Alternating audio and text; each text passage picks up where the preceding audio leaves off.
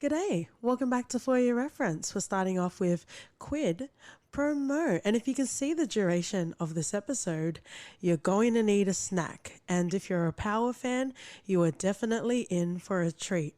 We had to bring in our pal Kolby to really round off the almost ending, of the Stars Juggernaut series. Take the promo away.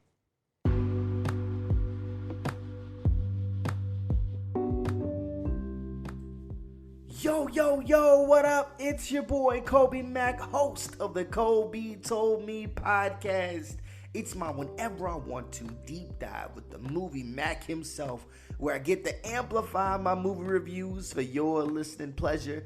In a landscape of so many movie pods to enjoy, plug me in for a sweet solo spin on all the newest releases, box office, news, previews, in around 30 minutes or less. I'm the best subjectively objective movie critic in the game. So when they ask you where you heard it from, you tell them Kolby told me. Peace.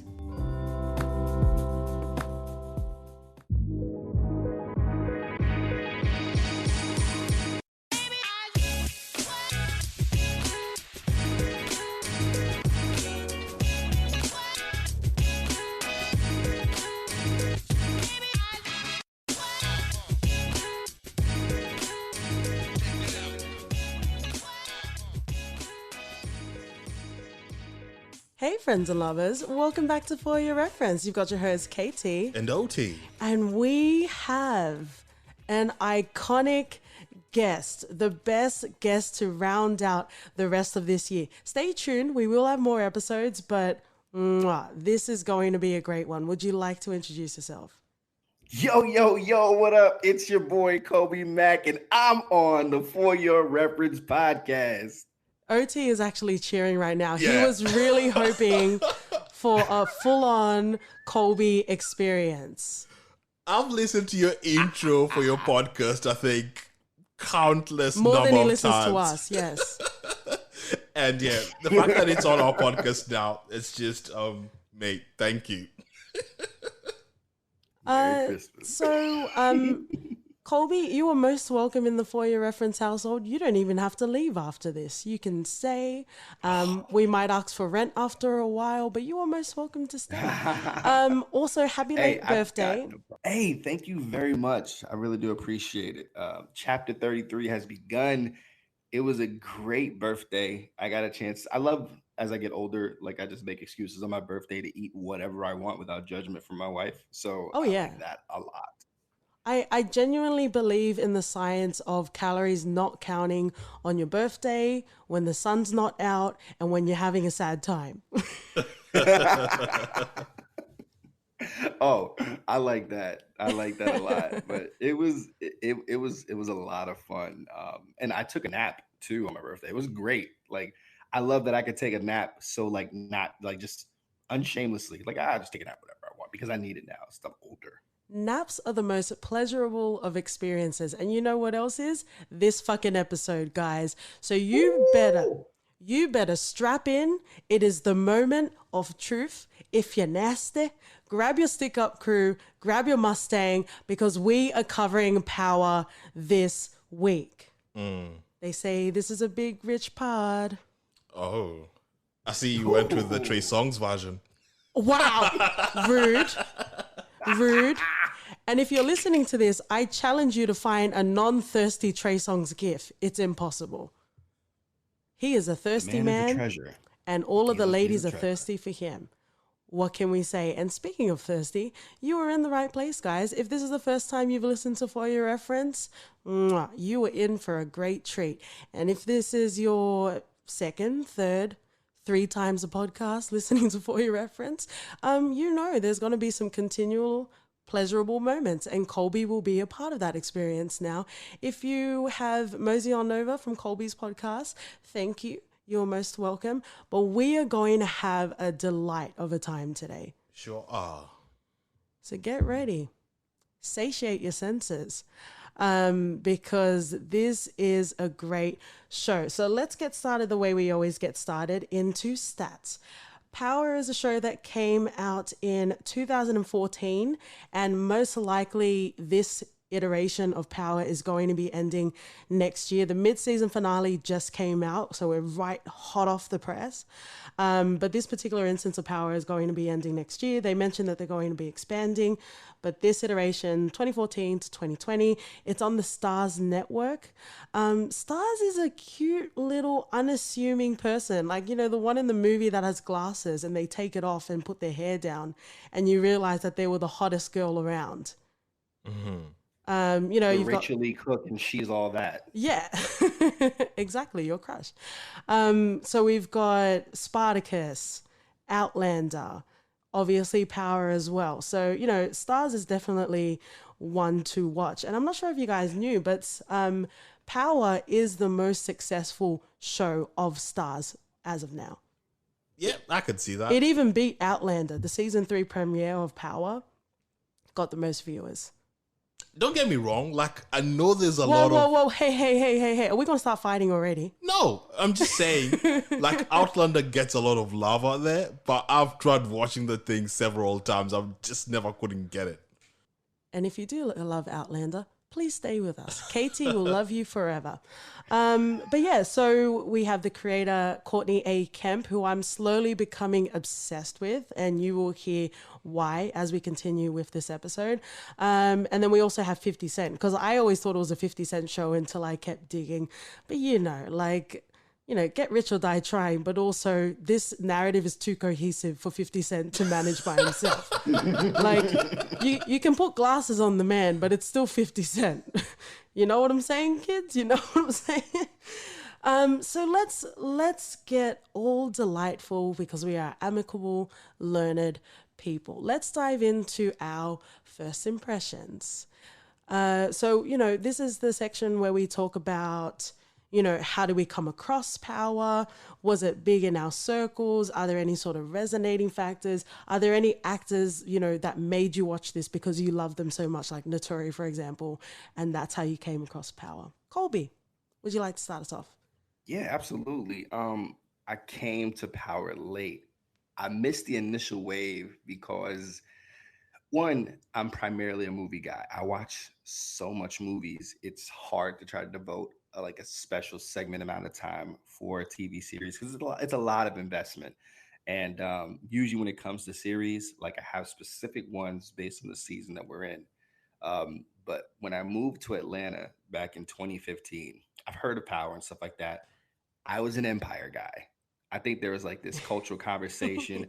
Are you a Power guy? You're an Empire guy. Which show you watch? Which is better? And they're beefing and stuff like that. One, I wasn't on Twitter back then.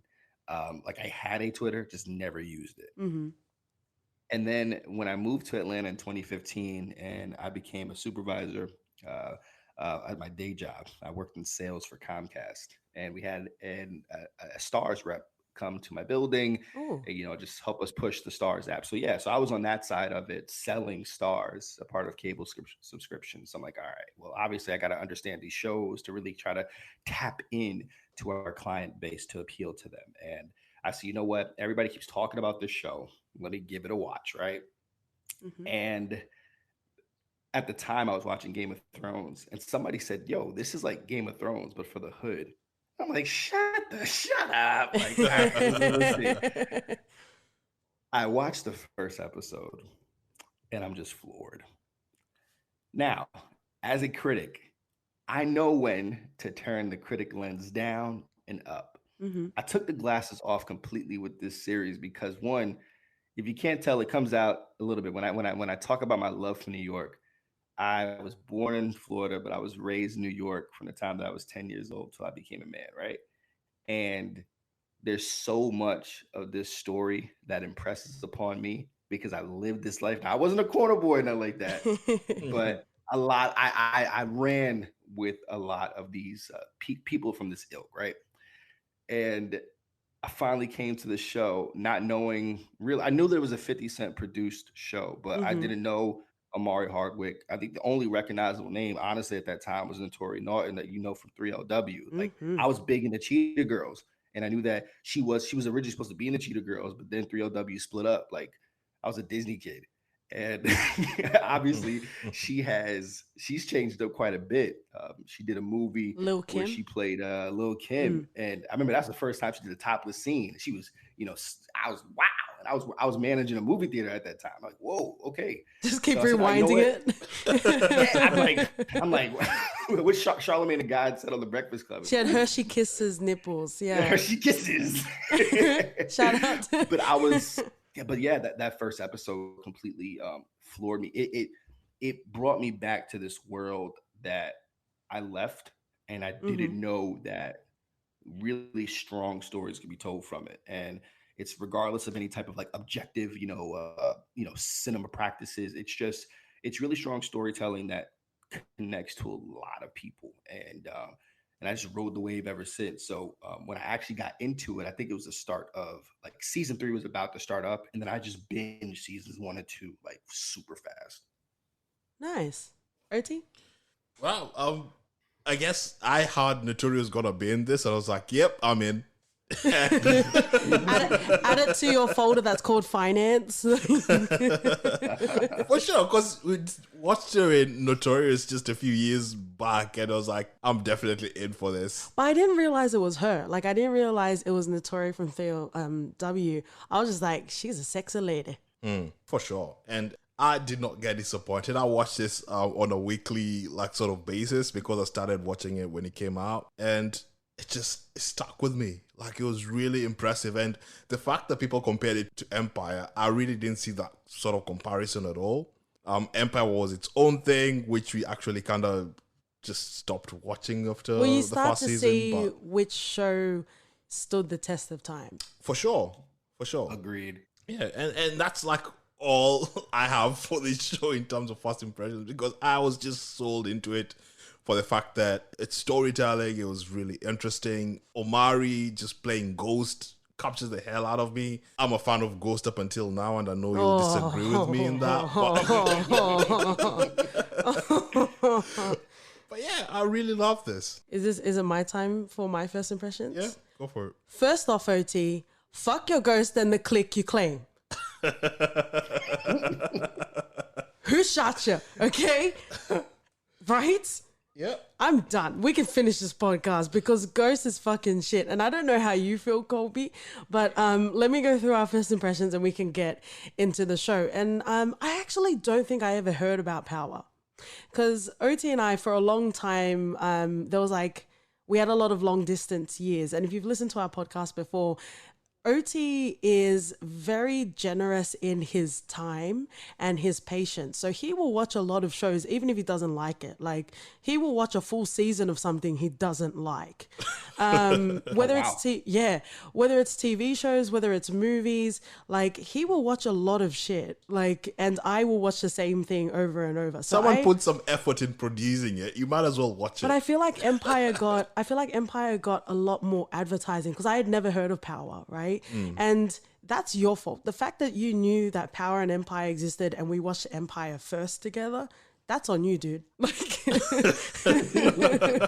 you have no one to blame for yourself. I try to get you to watch a lot of things and you don't go for it. Try to get Power into the mix while I'm still trying to get you to watch Game of Thrones or something else. I was like, yeah, you probably wouldn't like it. Listen to our Game of Thrones episode because I give a very poignant, learned analysis of why I'm not a fan of Game of Thrones. But, just going back to just Empire quickly, because there was such a comparison between the two shows. And really, the only thing that was linking it was a majority black cast. And there was, even behind the scenes, there were, people that knew what they were talking about in charge as well. And I think that was really the only comparisons because, they're not even of the same sort of world and they are definitely not cut from the same cloth, I will say. But I also want to say that Empire did have its time in the sun. Drip, drip, or whatever whatever drop. That song. Stop pretending. I'll tell you that the first 2 seasons was some of the best marrying of 2 different mediums with the way that they were packaging the show and the infusion of the music that you could actually listen to afterwards. Like the one song that this dude did, Jussie did. Jussie. God, ready to go? Jussie. Sorry. Ready to go? I lost my shit when that song came out. Like I was playing that everywhere, and people were like, especially like here in Atlanta, they were clowning me because I was an Empire guy, not a Power guy. So, yo, why you watch the show for? It's so whack. They don't even show any nudity. Well, yeah, it's network television, my guy. They're not gonna do that. Fox, right? But yeah, but like the show distinctly was about the music, and then the family was essentially like secondary. Where in this show, the family is very much primary in power, and all the other elements around it are secondary. And I think that was pretty unique because you wouldn't think that going in. You would think the power is just about like nudity and vulgar language and guns and drugs, and that's there, but that's not what the show's about. Well, it just adds to the context of the show because, yes, it's easier to say, you see titties and you also see Omari's ass, who, he is out there. Probably not to the level of being able to kiss Beyonce, but his ass is definitely worth mentioning. But, it's so easy for people to reduce a show to that. And, there are probably some camps that are saying, why do you need to have nudity? Dude, do you get naked in your life? Yes, you do. Like, it's just real life. Like, it's just a peppering, and it adds to, the context of the show as well. But let's dive into Power. I just want to just lay my accolades to Courtney A. Kemp because I wasn't really familiar with her work. She was on the Bernie Mac show, and then she left there. She's written a few episodes for The Good Wife and also Beauty and the Beast. So she's been around, and she's, as far as we can see, has had substantial commercial sort of experience in that Hollywood sort of world. But I didn't even know that. I just watched Power just to watch it. I heard it was a 50 Cent show. And usually when it comes to, these sorts of shows where it's a personal story with context, with genuine context as well, you're not really, well, at least me, I'm not really expecting good writing. I'm just expecting a good time, like with Empire as well. I'm just expecting a good time, having some, meaningful relationship between the characters, but I wasn't really expecting the depth and cohesion in regards to the narrative. And like I said, I'm slowly becoming obsessed with Courtney A. Kemp because, just even listening to interviews, she knows this show and she read it for a reason. And those are the shows that I love, like shows that mind their own business and know why they're creating the show. And it's not to compete with the inundated, oversaturated market of TV shows, right? And a lot of the time she talks about, oh, by the way, spoiler, but also fuck your spoiler and the click you claim, okay? I'm just going to keep saying that throughout this episode. But in regards to this, like Courtney A. Kemp, especially in season 6 of Power, she was talking about how there are lots of parallels between Ghost's character and Richard III. To keep everyone learned, essentially Richard III was a shit person. He killed all these people, and then out of nowhere, all these people came to kill him. Like, it's that tragedy, it's that comeuppance, it's that sort of nuance that you have throughout a story. And she also talks about, she kind of likens Ghost to like a reverse Midas, like everything he touches turns to ash. Are you kidding me? We're getting this much depth in a show. And that's why I just want to lay some accolades for Courtney. And I'm sure 50 Cent with his glasses was helping as well.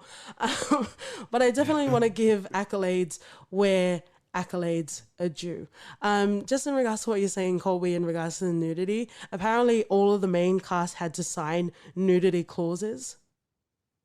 So if they wanted them to get naked, they couldn't say anything because they signed it. So that was an interesting thing I just wanted to mention as well. But let's dive into everything that is this show, and for 5 more episodes will be this show, because it really is. And you know what? You can enjoy this show on surface level, and that's absolutely fine. But for people that want to draw more depth and really dive beneath the surface, there are layers to unpack here. Yeah. And that's what I love about this show. So let's start off with Ghost. So this series is, Ghost is essentially at the epicenter of this series, and every sort of interconnectedness comes out of his character. I think he's also from Jamaica, Queens, which is where 50 Cent was brought up as well. 50 Cent is the inspiration for this show, so a lot of his personal experiences not all of them, but a lot of his personal experience are interweaved into that. And when Courtney met 50 Cent, that was kind of the spark to create the show as well. But it centers around him. He has a wife, Tasha. He has, I think at the time, I'm not sure if the younger kid was born, but they had Raina and they also had Tariq. Oh, we need to talk about Tariq. But really, damn you! And he owns a nightclub called Truth. Very on the nose, but you get it where you can. We also have his ride or die best friend Tommy, who I fucking love. I wouldn't really call him ride or die, but there you go. Well, we can discuss. Cool. Because that's what we do here, very amicably, might I add. And then you've got a whole world surrounding him. But let's take our hot takes and our hot shots in regards to Ghost. I love him. Like, what's not to like about him? He's been there. He's done the shitty bit of it. He's been a drug dealer. He's done that. He's trying to make his life right. Regardless of whether you agree or not, at least he has a goal. He has what? He has a goal to be better. Let's take a quick break, friends and lovers. As we said, there are different sorts of people that enjoy the show. If you just want to take it on surface level and you want to stay with OT, if you want to get nasty and if you want to dive deep with KT, then you're most welcome to join me. But if you want to stay in the world of OT, then you can do that. Everyone in this show is tainted, including Ghost. He's not saying he's perfect. Yes, he is. He genuinely believes that he does nothing wrong, and that's the problem with him. No, he's done some shit. He's trying to rectify that. But people like Tasha try to keep him in the game for what? For personal satisfaction and gratification of, where will I get my money from now? Ridiculous. Come on. In the words of Will Smith in the film Everyone Tries to Forget After Earth, take a knee, OT. Take a knee, cadet. Kolby, please help us. Yes. Ghost has a lot of layers to him. It's a lot of what he projects on the outside as James St. Patrick. Ghost is very much still on the inside. It's like this caged animal that he can never kill, but he wants to really lock away. But there's so many elements that surround his daily life that keep rattling the cage for Ghost to come out. And I think seeing his journey, he is really trying. This is the critic if you're talking. He is really trying hard to quell those desires, the carnal, wishes that Ghost has, with the dreamlike aspiration that James St. Patrick has. I mean, if you look on him, we first get introduced to him, we see him in a suit and tie. Let me tell you something. Amari Hardwick wears the shit out of a suit. Like, I wish I could fill out a suit like that. Like, his suits are expertly tailored. I love it. I wish I had his hair. I got the beard, but nothing on top of that. Let me tell you something. But I think that's what I love about Omari Hardwick and his performance as Ghost, is that he's balancing a lot of like what I had to go through. Like, I had to realize the circles that I was in, and I had to switch up a lot, right? And it's funny that the film that he did just, last year in Sorry to Bother You was about kind of like code switching and stuff like that, right? Mm-hmm. But that's what Ghost is. He's understanding that in order to navigate this world the best that he can, while he has one foot in the game, he's trying to have another foot outside of it, and he has to be different, but it's turning off all the people that are around him from his past. Mm-hmm. But it seems like so much of his past is catching up to who he wants to be in his future. And seeing that duality, seeing that battle every season is so interesting. And you really do have an empathy for him. Like, you want to see this man get what he wants. I'll say that events that happened towards the later part of the seasons show a slightly skewed side. And that last episode in particular seems to really kind of undo a lot of like the agency that I was giving him. But he is an amazing, iconic character. I'll say that. I will say, like, in the pop culture, when someone says Ghost, I think that, 6 out of 10 people will point to James St. Patrick, a.k.a. Omari Hardwick. Well, many times throughout watching the series, my friends, I really wished he was a ghost and he would just go away. Because Okay, so I am actually fine with the protagonist not being perfect. I would prefer that they are damaged in some sort of way, because then you get an interesting, hello, why are you're here. You're here, that's why. No, but it creates an interesting sort of journey for the full character development. What really, foundations my qualms is when you have characters that are shit people, but they don't, like, they're not self-aware enough, or they just like to pretend. It's like, ooh, I didn't cheat on you, Tasha. That was Ghost. Like, you know what I mean? You can't, I would like to pretend that fake OT ate the cake, but really Katie ate the cake and the calories are sitting with me. Like, you can't, okay, so cool. You want to be in a new chapter of your life, but you don't realize the path of destruction that you've left behind you. That's fair. Let that marinate, my friends. I just didn't appreciate it. I didn't care for it. And his philandering ass really just, because, we were trying to, again, we try to talk about TV shows with, like, our real life people. And, another couple that we were talking about in regards to Power, they were like, oh, it started off with something cheating in regards to Jamie and Angela, but then it turned into something real. Nah, man. But there's years of context with her. Like, it's not just some random girl off the street, though. These are high school sweethearts. High school sweetheart. Like, they've known each other for such a long time. And the fact that they separated, not because of their own volition, it's just circumstances and all. Like, it makes perfect sense that you still have lingering feelings after all those years. The unsung hero is Tasha, and we'll come to Tasha in a second. Whoa! Fuck Tasha, mate. I don't know. Whoa! Make it clear that the men of this podcast episode are not standing for Tasha. Do you forget Sean? Very clear. Wasn't Tasha all over Sean? Hey. Early. Episode 2. Ladies. Mate. Ladies, back me up. You've never felt frisky and taken off your panties in the car? Whatever. Come and fight me.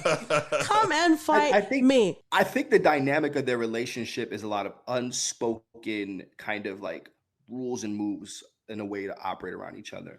I think that they were loyal to the idea of a family, not to the practice of like legit loyalty to the family. But okay, let's just talk broad sort of optics, right? Mm-hmm. It is not easy to be the ride or die, right? And Tasha's character was down for that life.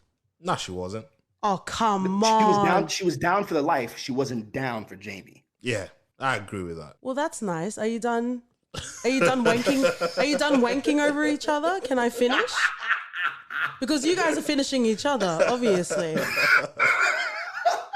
Tasha was down for that life. And so was Ghost, until he decided that he wanted to become legit. I kind of have like thoughts about this. And I know, Kolby, you haven't watched The Wire.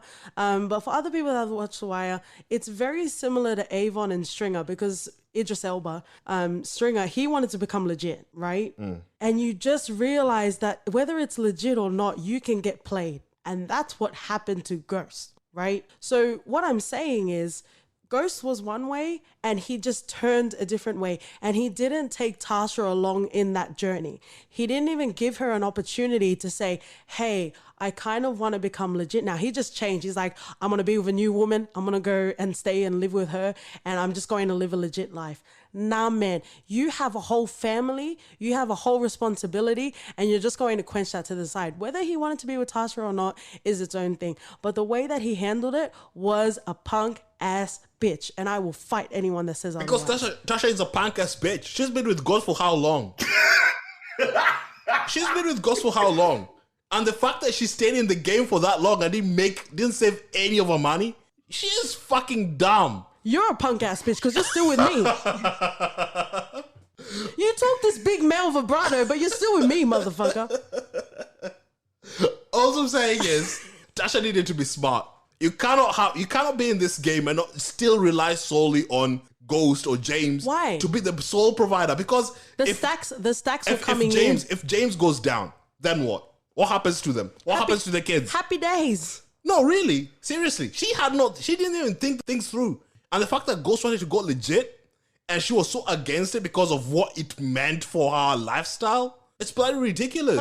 But she was used to living a certain way. Whether you want to just, dismiss that as frivolous sort of spending, it doesn't matter. She had a lifestyle. She signed up to a life. She did the hard graft, right? Ghost taught her how to be out in those streets, right? Well, she didn't learn anything, did she? Okay. Because clearly she could have saved some money on the side. If you're not a fan of her, that's fine. But we are a poignant podcast where we can unpack layers, okay? Go and watch Empire then. Because this is obviously too much to tackle for you, sir. Well, I think that's an interesting comparison. When you take a look at Tasha and then Cookie from Empire, right? Two women who were linked to very strong men who took very selfish paths. I will say that a lot of Jamie's actions are very selfish, but it's not to say that, like, I don't see Tasha as a victim at all. And I think where, like, the appeal to Cookie from Empire is that when her husband turned his back on her, she had her own agency and wills and resources to try to do something about it. She didn't let everything get done to her. I feel like so much of Tasha and her life cycle on the show are things being done to her and never doing for herself. She's very dependent on a lot of other things kind of falling in place. You know why? Because when a woman gets courted, the man, who he realizes is a punk ass bitch, says, "Don't worry, baby. I'll take care of you. I'll buy you everything." And then what? You go and find your high school sweetheart and you just dump it? Nah, fuck off. Nah, sorry, mate. I think what Tasha really was hoping that Ghost was Tommy. Tasha would have been like, Tommy is loyal to a fault to the woman that he loves. Tasha needed a Tommy by her side, not a Ghost. And this is an interesting thing because Courtney A. Kemp also mentions that Ghost was bred out of logic. So, male logic, which is arguable. And Tommy was grown out of love. If you see the driving forces of Ghost and Tommy, they are completely different. Their ambitions and their successes are completely different. And exactly what you're saying about Tommy, he was seeking love in every sense that he could get. And Holly was that once in a lifetime sort of love. You do stupid things, you do dumb things when you're in love, but it was that fully intense, you'll only experience once in your life sort of love. The only demise that he had in his relationship with Holly is he actually prioritized Ghost over Holly in that instance. And that's why it soured. Yeah. Oh, so when we're not besmirching Tasha, you've got nothing to say? Let us take a moment. Let's finish off Ghost once and for all. Spoiler alert. Or hopefully for all, right? I really hope he's dead and it's not going to be like Sax that's dead or something. Like, I really hope it's Ghost. But let's we can continue talking about Ghost, but there's something I wanted to mention about him. He is petty as fuck. He is petty as fuck, and he doesn't respect the people that ride for him, because Tommy definitely, was by his side and was a great lieutenant by his side. And then he became his own sort of, distro as well. But there's so much shade that Ghost throws at Tommy specifically. The problem was that the ambitions that Tommy and Ghost had changed because Ghost wanted to go beyond where they were, right? But Ghost is so fucking petty. I don't know a character that is more petty than Ghost, because he would always throw shade at Tommy, right? Saying, I'm better than you, you can't do this without me, and all of this motherfucking shit, right?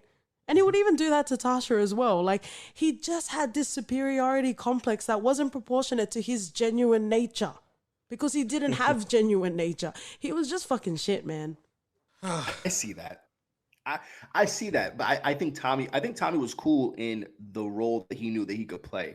That regardless, because he even had a lot of, the people that he would work for, like Tommy was very resonant in just being like the number two, but he had to propel himself to be the number one because of Ghost's 1 foot in, 1 foot out. I think it had changed. So like, we look at Tommy, and Tommy is he's a menacing character. Like, I didn't know what I was getting with Joseph Sikora. Like, I honestly, I don't know him from nothing, Yeah. And somebody who's never seen the show and they first like my wife, she caught like a couple of, she's like, what the hell is going on? I said, listen, you understand. Think of this like a soap opera, but like just very mature and a lot grittier. That's exactly what this is. But like it's a lot of those same, characters and stuff like that. And what Joseph Sikora does with Tommy, like there's not a moment where it feels dishonest. And when you cast like this, tall white guy to play like this, stereotypically Black character, that could be a problem from the jump. Yeah. And it takes a very strong performance to be able to pull that off. So sometimes it's hard for us because he's doing such a good job at being what we know as Tommy. Like, how could you just be so subordinate to Ghost? Like you can edge Ghost out whenever you want to. Why not? And I think that's what his character flaw was, because he has no desire, like what you said, to ever be more than Ghost. He just wants to be a partner with Ghost. Like they had a good thing, and that's all he knows. He has no aspirations to know anything else. And Ghost, I think, was frustrated by that because Ghost saw himself in the future and he recognized that Tommy never did. So I think that's why he, with a lot of petty and like would throw shade and like say little jabs like that, maybe to try to spark something out of him. Like, yo, you could do so much more. But just Tommy has no desire.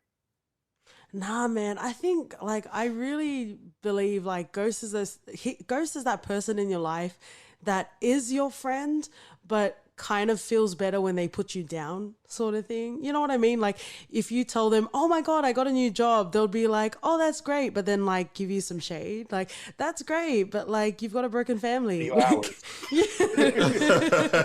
like, that's great. But your wife's cheating on you. Like, you know what I mean? Like you've got friends that are just like, they are your friend, but they also don't want you to be more successful than you are. Yeah, I can definitely, I can see that competitive nature. And I think that what Omari Hardwick does a lot to transform this character is that he used a lot of his sports background. He was a semi and even professional athlete for a little bit. So I think that the creators were really writing around their performers, which I love. Like still a working actor. I love to be able to have that type of partnership and collaboration with the creative team to say, allow me to try to find ways to transform this character through my performance and let that inform the script down the road. So I can definitely see where Omari was impressing a lot on Ghost. So that may say something about like his nature, because I can see that. I've seen it in interviews and in other things that he's done outside of this role. But and Ghost he's a really phenomenal character. And I think the phenomenal characters that we fall in love with are ones that have a lot of cracks that are far from perfect. And I think it's emblematic of this last season to show all of the weaknesses in the Ghost's character that you still can appreciate. But ultimately, the one thing that I'll always connect to is his love, his selfish love for Angela, because I had that. And I just... yeah, once I had that, I said, this dude could do whatever he wants. I've been in that situation, and trying to maneuver it is not easy. And, without it, he probably would have been a lot more successful and not end up in where he possibly is going to end up. But Angela just kind of ruined that all. And sometimes we all just get hit in the face with love, and there's nothing you can do about it. Yeah, sometimes with the body parts of love. But that's another podcast that we're not getting into today. So let's talk. We've already talked a bit about Ghost and also Tommy. Some of the best moments is their sort of brotherhood that you had. Like even when they killed the first distro, that whole sort of circumstance, and when they were coming together, and even at that point, I don't think there was any sort of animosity between the two, but it was so nice to have Tommy and Ghost moments, even though later on in the series where like Ghost was really grating on me, it was really nice to see the Tommy Ghost sort of dynamic. Yeah, because we've not seen it in such a long time. I think the sort of relationship that they had and the close bond that they developed in the first season, we don't really see that transpiring past the third, I think. And it's something that we've missed and we long for. And in the last season, this current season, seeing it play out and us rooting for them to just team up for a bit, and then us getting like really excited seeing them being shot at, and it was like, oh, they're gonna team up finally. And then Tommy disappears and we're like, oh, bloody hell. So It's like their dynamism is something that I don't think I've seen in any show recently, and the which is hard to do. The relationship transcends friends because they are actually family. The way that they operate, like, you know, even with your own family, you can fight like cats and dogs, but at the end of the day, you still have love for each other and you're still family. Agreed. But they're at the brink of death with one another. They still love each other. It's hilarious. Like how often that they genuinely want to kill each other and will never come to grips with like, oh man, I love this guy till like they're dead in my hands, which I find like very interesting. Like you can tell they really do love each other because they are forced to work with each other when they clearly don't want to, for a lot of reasons. And I mean, a lot of this last season is them trying to kill each other, like really, like not hold back. Like, they're trying to kill each other. Yeah, and it's really crazy to think. If I ever wanted to kill somebody, I couldn't have that type of love for you. Like, yeah. It is crazy. And like their relationship, they were either all in with love or they were all in with hate. There was no in between with them. Great. Yeah, that's very true. And there was a lot of like, you know, like a Shakespearean tragedy. There was a lot of parts that were being moved, and there was a lot of players that were being played. Essentially, something that Courtney also mentioned is if you're a good person, most likely you're going to die. Like all of the good people die on this show, and it's the terrible trash people that end up continuing in this show. So it's quite realistic. Right. And really, that is a truth nugget that we all need for today. Because, you know, there are some people you wonder how they keep surviving and they're just still there. And I might be looking at him right now. Who knows? Don't talk about our boy like that, mate. I'm not. But let's focus a bit more on Tasha. And let's be objective, if OT knows what that means. Objective? Eh? What is this word? You're setting your people back many years right now. You know that. Say something positive about Tasha. Try. I like Naturi. Come on. Who doesn't like Naturi? I'm talking about Tasha, the character.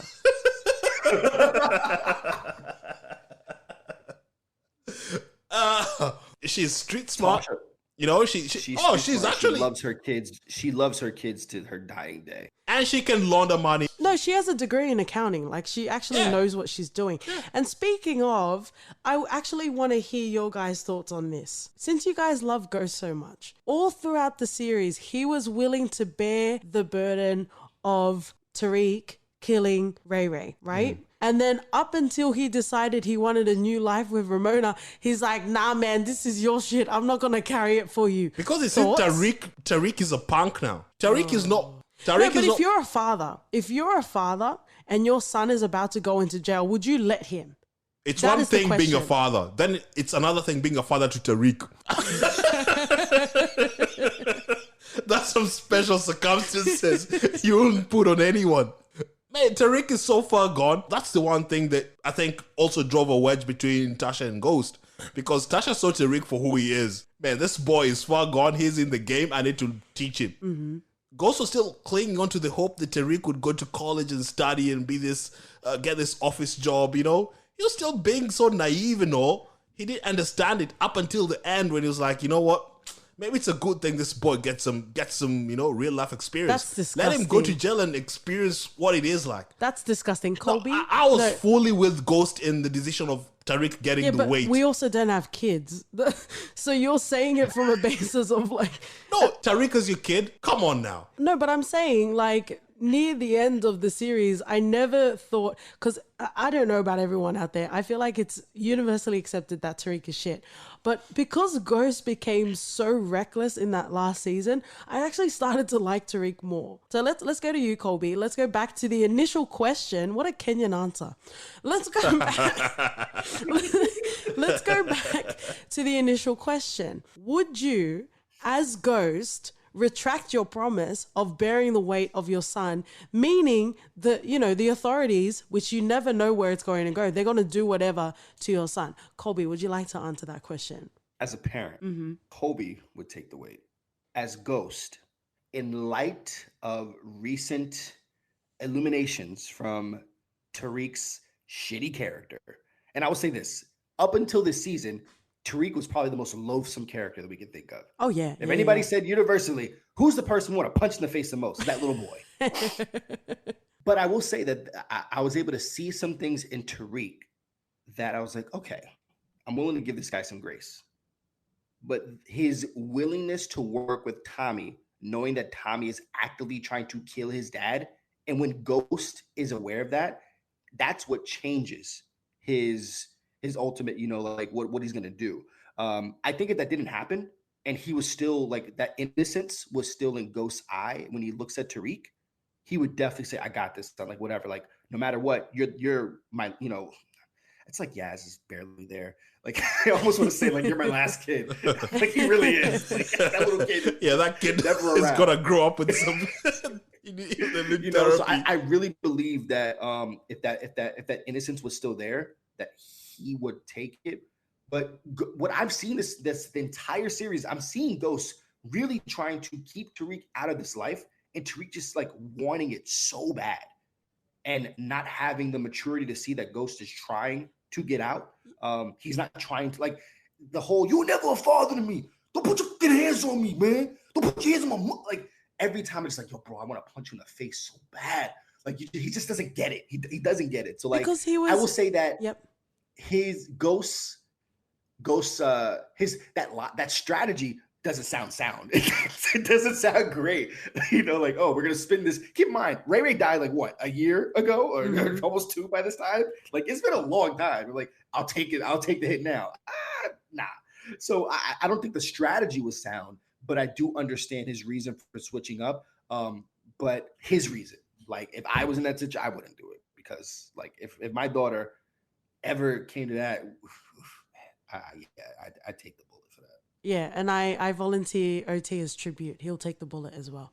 But I think what needs to be said is Ghost, Jamie St. Patrick, or whatever alias like P. Diddy that he wants to live in this particular time, he is the foundation of this show. Not to say he is the be all and end all, but essentially, if there are cracks in the foundation, they can kind of lead towards Ghost in some sort of way. He is involved in everything. Let's just put it out all on the table. Tariq was brought up in a life of opulence. So he is going to be bratty from the jump, right? Like, that's just how he is as a character. I don't care for people like that, like those sorts of characters, or just people in real life. But fine, okay, that's his character. What Ghost is not acknowledging is that he was exactly the same way. As we start to learn in the final season, particularly in the final episode, is that his dad kept calling the police on the boys that he was running with. And he called one too many times, and that's why Ghost's dad died, right? So Ghost was out there in the streets at that same age. So yeah, you can say from a point of wisdom, Tariq, this is not the life for you and that sort of stuff. But who are you? Who are you to say that, really? Right? There's another thing about a kid saying shit to their parent that they shouldn't say. But at the end of the day, like, you can't, and that is the foundational qualm that I have with Ghost as a character, because he didn't acknowledge that people can make mistakes. Like, he doesn't even acknowledge within himself. I don't think he's really reconciled within himself, and he's even addressed the demons that he has within himself. Because something that I really enjoyed with this show, particularly in the last season, is he is haunted, if you will, by the ghosts, like issues that he hasn't reconciled yet. So you have Angela appearing a lot, right? And then even, it was so good to see Kanan again. Speak for yourself, mate. No, it was so good to see him because he was being haunted by that. You know, it's one of those things, like, you were a person in a previous life and you are who you are now. But that doesn't quench all of the shit that you did before, right? And that's exactly what I loved, because he was forced to address it, right? And you have Kanan, and he said something along the lines of, you need a bullet and a needle, right? That's what he said to Ghost, because there's some shit that he just hasn't dealt with yet. So yeah, cool. You want to go and live a new life with Ramona? That's fine. But like I said before, don't forget about the path of destruction that you laid out before. There's a way to do things, and then there was ghost ways of doing things. And they don't, in this Venn diagram for Katie, they don't converge at all. I can see that. I can see that. Like I said, I cannot pacify all of Ghost's actions. I can pacify his motives, right? And yes, I think every person in the show is very selfish. Like they are all selfish, and Ghost is selfish to a fault. And I think he tries his best to try to reason with it all. And, being haunted by his daughter Raina, being haunted by, Angela this season. And then, they leave a little sprinkle of Kanan. It's interesting because he's trying to find, and he feels like he's close. He feels like he's close to the finish line of what he originally set out to do, from the first season. But as a writer, I know where it was going because, how many times that last episode it says, no one's going to get in my way. Yeah. What I want. It was a bit too on the nose. I felt like they did that to, just to progress the storyline. I was like, Ghost has been careful so far up to this point, and then he's like burning all the bridges down. Yeah, you knew. It was just like, they're setting it up for some. But the interesting thing was he was in every scene. And usually, yes, he is the protagonist, but if you were in every scene of an episode, motherfucker's gonna die. Like you just know that they're about to die. And that's exactly like what we were saying, OT. Like he was burning all of his bridges in that episode. Yeah. And it made no sense. But also at the same time, we knew there was going to be high payoff. Emotionally, just being a viewer of Power. We knew someone was going to die, and I think by like 20 minutes in, we knew it was going to be Ghost. So it got annoying that we meandered for like 40 minutes, and it's like, it's the last episode, so it's hella long too. So you're like, oh man, where are we gonna get to? It was like an hour and a half, I think, but there's 5 more episodes coming out next year. Yeah. Yeah. So anyway, like with that finale, because you know what, I think I tweeted it as well. There hasn't been many shows that we've been watching in recent years from week to week that has been as thrilling, that has been as satisfying, that has been contributing to the full character development of the protagonist than Power. Yeah. We watch a lot of old shows, but on a week-to-week basis, aside from that and Snowfall, it's really up there in regards to the way they are interweaving the overall narrative of this show. And every episode in this last season has had payoffs, high payoffs. Yeah. A thank you for coming, and this is the reason why you're continuing to come if you're nasty, or to watch this, right? And then the finale was just, it felt overdrawn, man. Like, I was like, we know he's going to die. Like, just let's get done with it. Because we kind of get it. Like, it's quite clear why people are gunning for him, literally. Right? But let's continue. Let's continue on to some other characters as well. Let's talk a little bit about Lakeisha. You know what? See, exactly. And that is audible to the rest of Twitter because you guys are trash.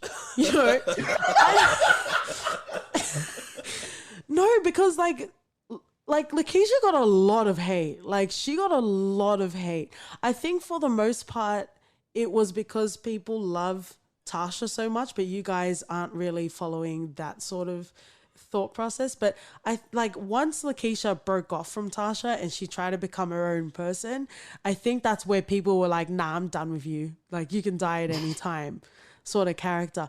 But the problem with Tommy is because he was with Holly and he had such a whirlwind, but he had to, get rid of her. I think he just wanted the opposite.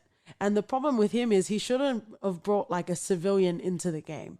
That was his mistake because he is so used to being around Tasha, for example. He doesn't realize that, Lakeisha wasn't built for that life. I don't know. Both Lakeisha and Tasha can fall off the back of a truck, in my opinion. Wow. Yeah, I don't like just one. I'll say this. Let me put my critic lens back on. Oh, that's not what that was? Okay. Yeah, I don't know. That was not a sound of me putting glasses on. It sounds like somebody pulling out. Pulling out of Tasha and Lakeisha. There you go. Yo, it's just that so Lala Anthony is not a gifted performer, right? But she tries. And I'll give her like an A for effort. Like she really, really does try, right? There's just her line delivery to me, like as a performer, it is really hard and sharp, and it just makes me find her character inauthentic. Like I do not believe her as this person who she wants to be, and she clearly isn't. Like I think she's faced with a challenging moment in the end of the sixth season of really trying to, are you going to be my ride or die? Are you going to be like Tommy was looking for a Tasha, right? Because obviously, like that's a really good point. Like he was looking for a Tasha, and he thought that Lakeisha could be that way. And Lakeisha tried to convince herself that she could be that because she likes the life. Like she got attracted to it. She was fine just being Tasha's friend who can kind of, get some of those, indirect benefits. The edge. Yeah. Tasha. Yeah. You know the what I'm crumbs, saying? Yeah. But like on her own, she just could not handle the weight because if you're going to be in this life, you have to come to grips with a couple of things. My husband will lie to me. My husband may not be always honorable to me, but he's always going to make sure that I'm taken care of. And that's one thing that Tommy always made sure that she was taken care of, but she couldn't trust in that alone. There were so many other questions she wanted answers to. And like, I feel like if you're going to be in this world, you got to be fully in it. And she was never fully in it. And she ended up getting what she got.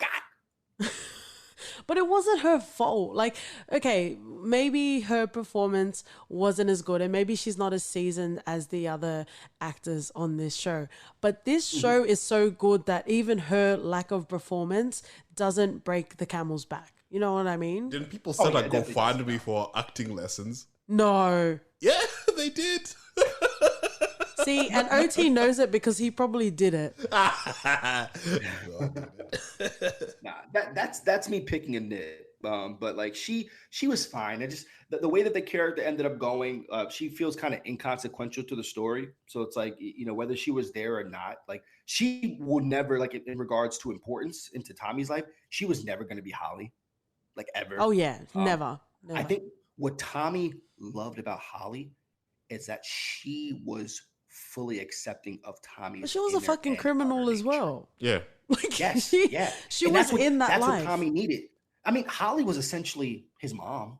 Yeah. Exactly, with the red hair and all. Like, but that's what I love because in the earlier seasons, Ghost makes a comment to I think just someone in Truth saying, Tommy has a thing for redheads, but we didn't realize his mum was a redhead. And then like the next scene, they like cut to the mum and you're like, oh, he's got mummy issues.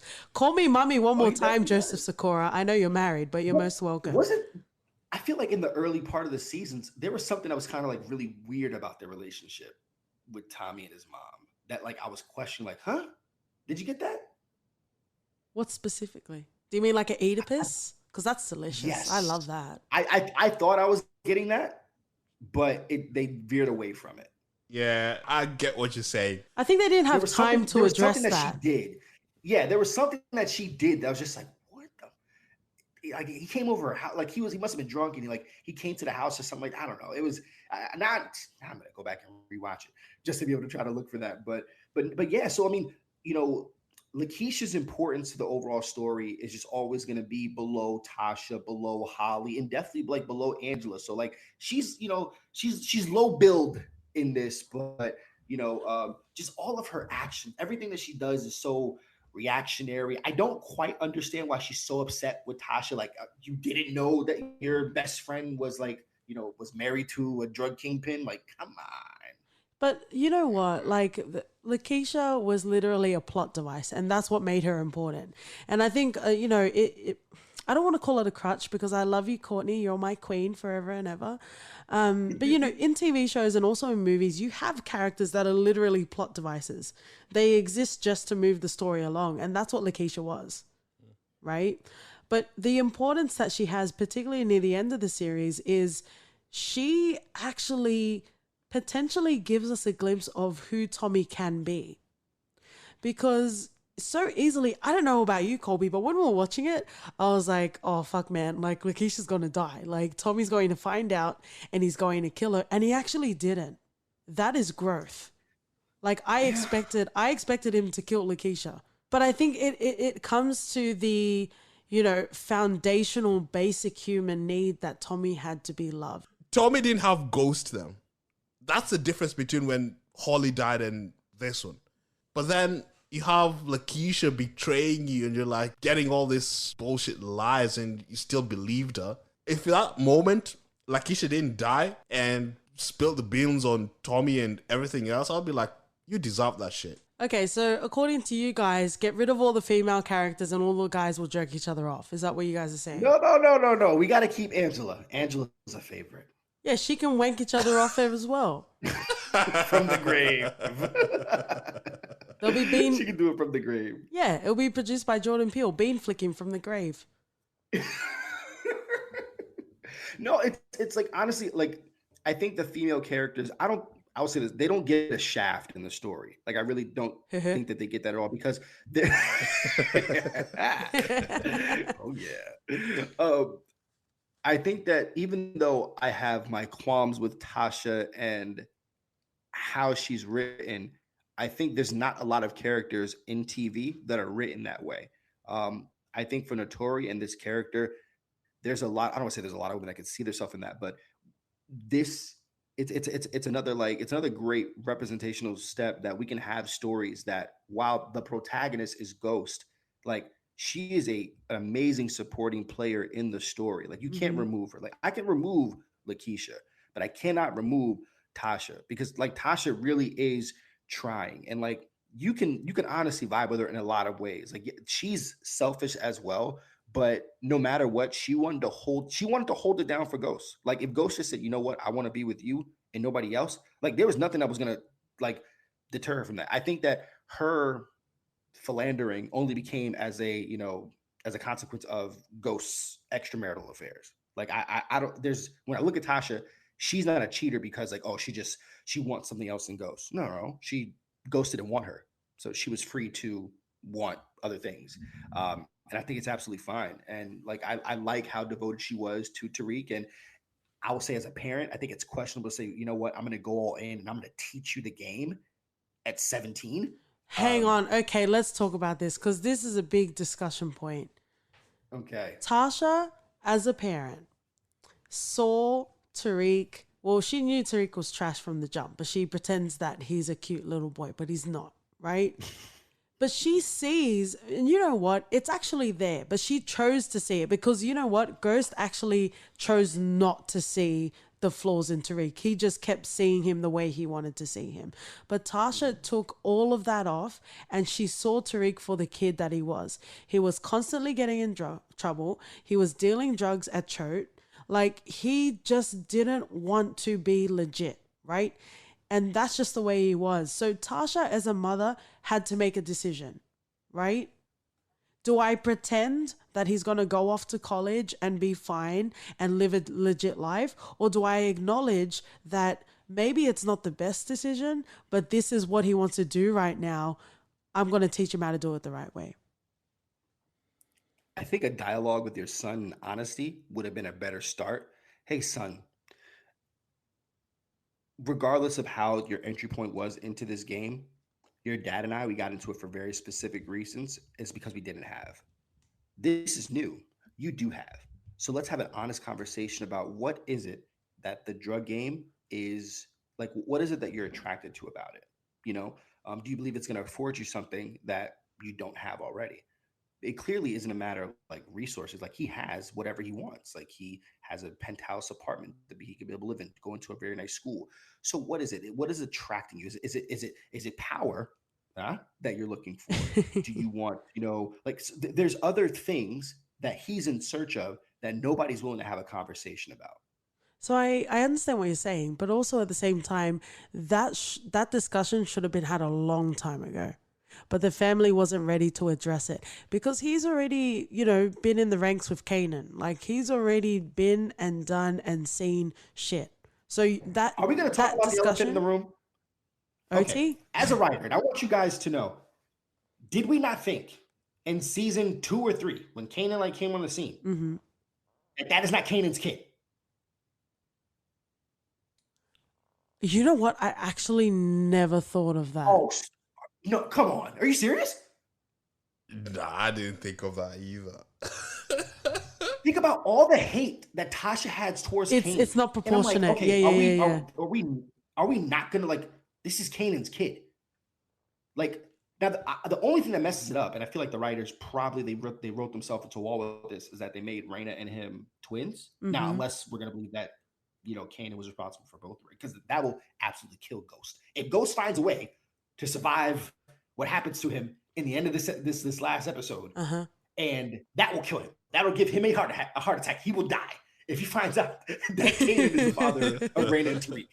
Because there's so many things as to try to explain Tariq's nature. He is so much like Kanan. And obviously it just makes sense. And if you want to get super Shakespearean about it, that would make plenty of sense. But are we painting Ghost to be some sort of like angel? His name is Ghost because motherfuckers don't see him coming or going. But we're acting as if he's some sort of like kitty cat, but he's not.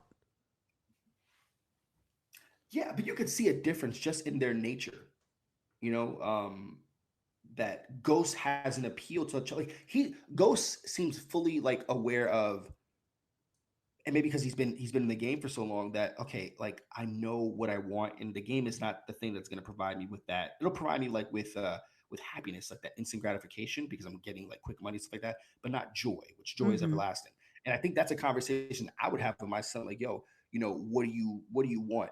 Kanan, like just like with Tommy doesn't aspire to want anything more than just the game. There's an attraction of the game that Tariq has, and that would have been a little bit more interesting to explore. And I hear that, I guess that is a possibility for a spinoff, that we're going to actually see this evolution of Tariq.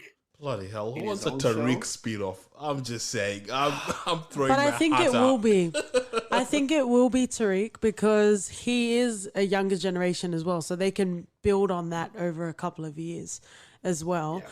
Courtney was mentioning in regards to. Fucking hell, stop calling things universes. It really pisses me off. But again, I love you, Courtney. But she was talking about, in regards to the Power Universes, there's actually going to be a few sort of spin-offs, whether they exist in the same show or there's going to be like mini shows. She mentioned that there's going to be a few, and one of them might even be a character that isn't alive anymore. But I definitely feel like Tariq is going to be at the foundation of one of them because he is the youngest, right? Mm-hmm. As long as like Dre is not in it, wow. Can we? That guy's a cockroach. You're not a Dre fan. Colby, are you a Dre fan? I'm in between. I'm a little mixed on Dre. Dre is a vomit forever. For real? He is, just like OT said, he's like a cockroach. He always manages to survive. And he's like a cockroach, but also he's like a snake because you actually don't know who he is as a person. He will be whatever he needs to be able to survive that moment. That's very true. Yep. So it's just like you just never know where you stand with this guy, and you could never trust him. Like even, you know, throughout the series, it became abundantly clear that you just couldn't trust Dre. There are times where you might need to use him, but use him at your own detriment because you don't know where that's going to go. Because you know he's going to call the FBI a second after you leave. Like he's a super plot device. Oh, but he's been implicated like in so many different ways. Like he should just take up a residence at that federal building. Just stay there. Yeah, it's like I'm sure he's got someone else to snitch on. Like he's always got something he can, you know, weasel himself out of. But Dre was a problem. Like Dre was a problem, and I feel like he's got enough time. Unless there's anything else you guys want to say about Dre. Nah. In this instance, let's forget about Dre. In this instance, right? Oh. My mixtape is dropping next summer. Okay, so we've talked a bit about Angela, and you know, however we feel about her character, but let's spend some time talking about Paz, who is her sister, who also, we already said spoilers, but if you're in for the ride, strap in and also strap on for some spoilers, because Paz was also one of the people walking towards truth.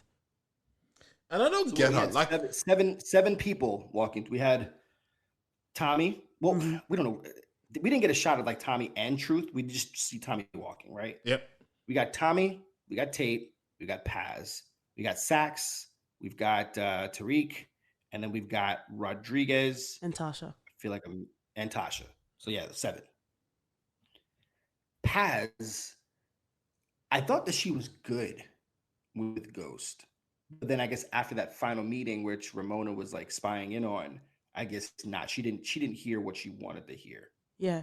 No, but it's like, in a lot of like TV shows, and I guess if you want to get real as well, that was the dropping of the pin where she realized, you know what?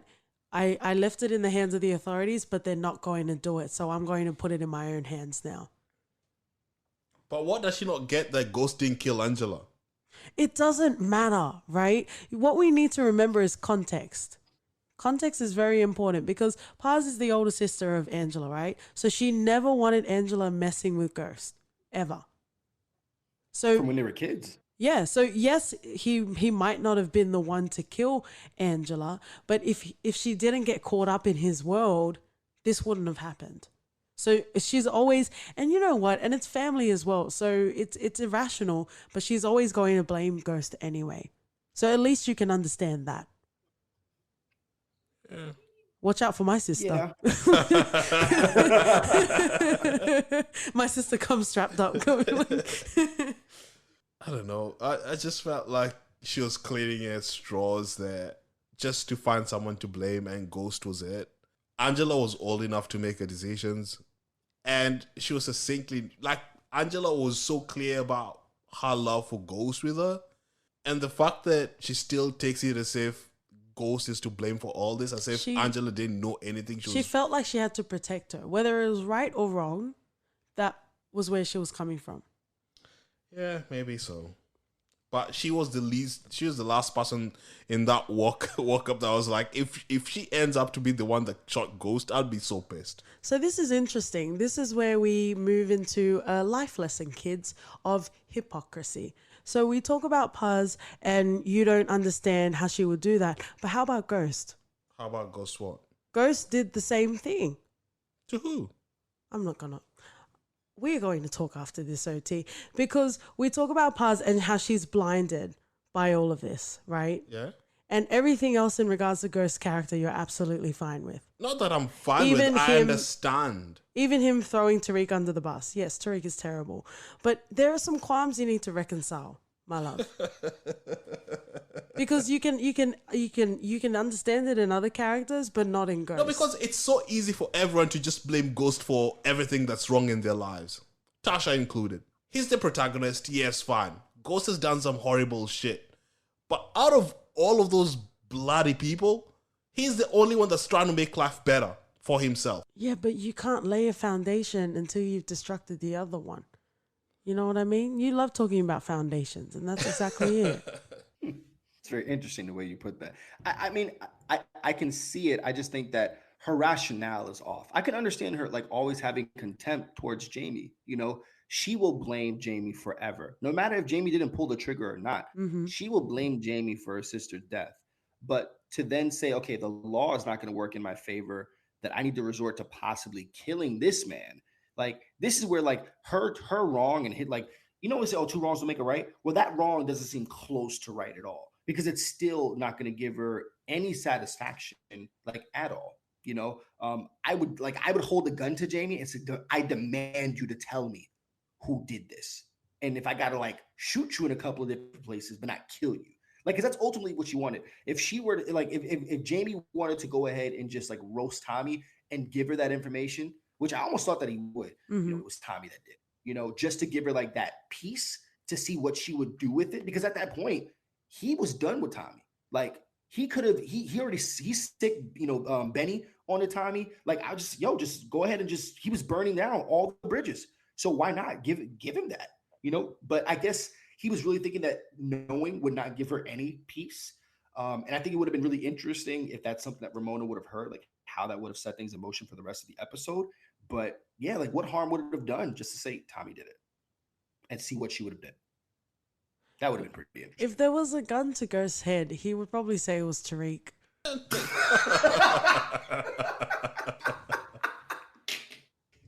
Wow. You really don't like Ghost, do you? No, but he was ready for his son to go to jail, and whatever happened, to his kid. He didn't care because he was going to go off with Ramona and start his own family. He did not give one iota of a fuck for Tariq. But you didn't think that Ghost would have been inaugurated, let's say in like 3 to 6 months, and then ultimately would have like shaved down his sentence or whatever like that with his son, you know? I think that's what Ghost really thought.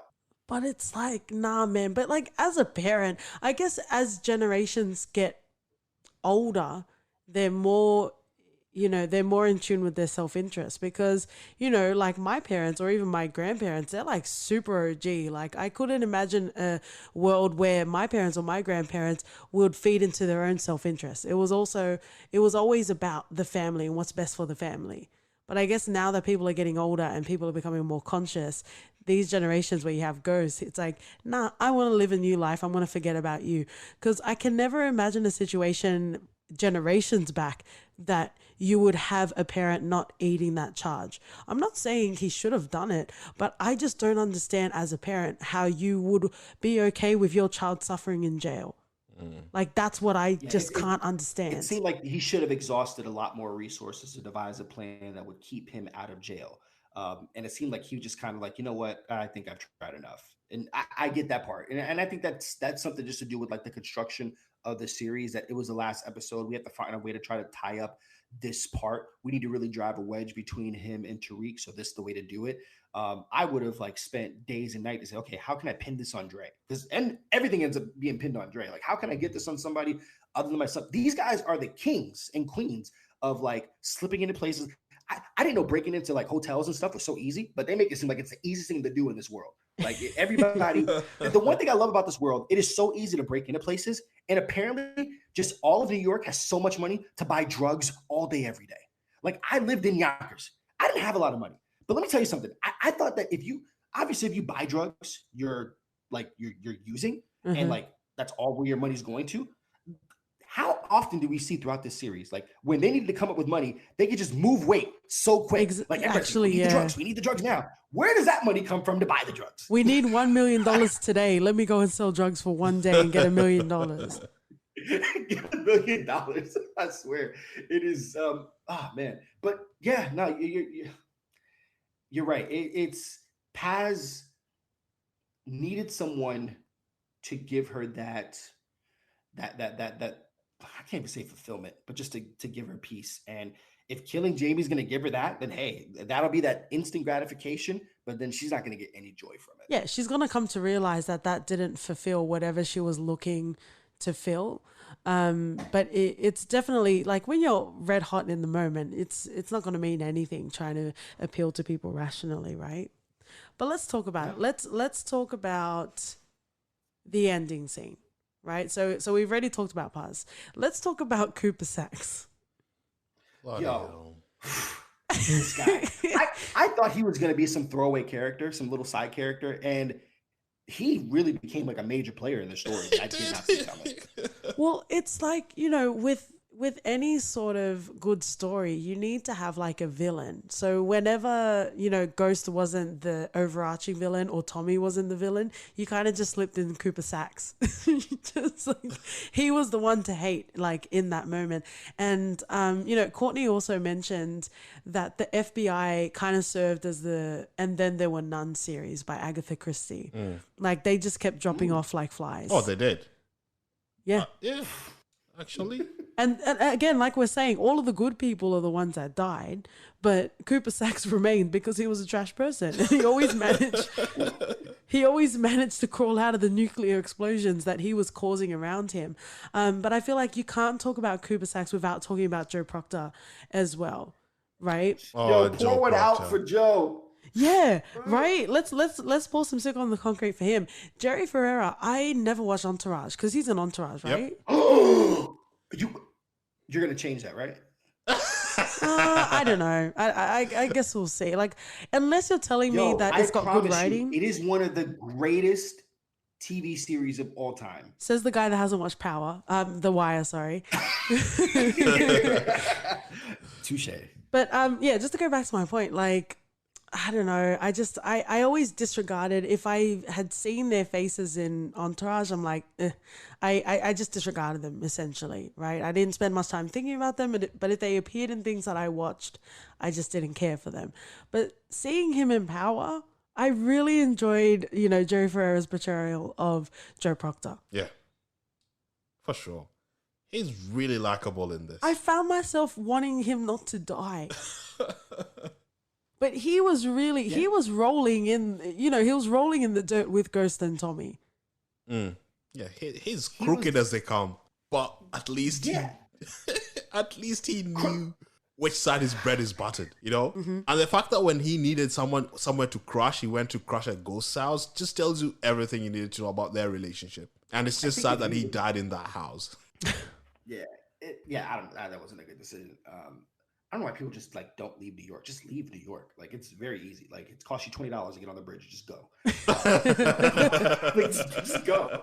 But so yeah, I like Proctor a lot. I'm a big Jerry Ferrara fan.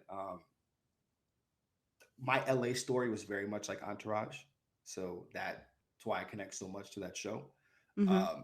When I saw him here, he's so likable. He's very charismatic. And shout out to short actors. Like we need more of you on screen all the time. And Joe, if you're going to be a lawyer in New York, and the moment that you commit to take that one case to defend that one guy, unfortunately, you have looped yourself into a world that you have to play by those rules, and there's really no way to get out of it. So he had to play all sides, and unfortunately, he got. Like Tommy canceled Christmas on his ass, and it was, man, it sucked. I didn't think it was gonna go out just like that, but it's sad to see him go, man. He was fun to have, but when you were existing within that realm, it's not a question of if, it's a question of when.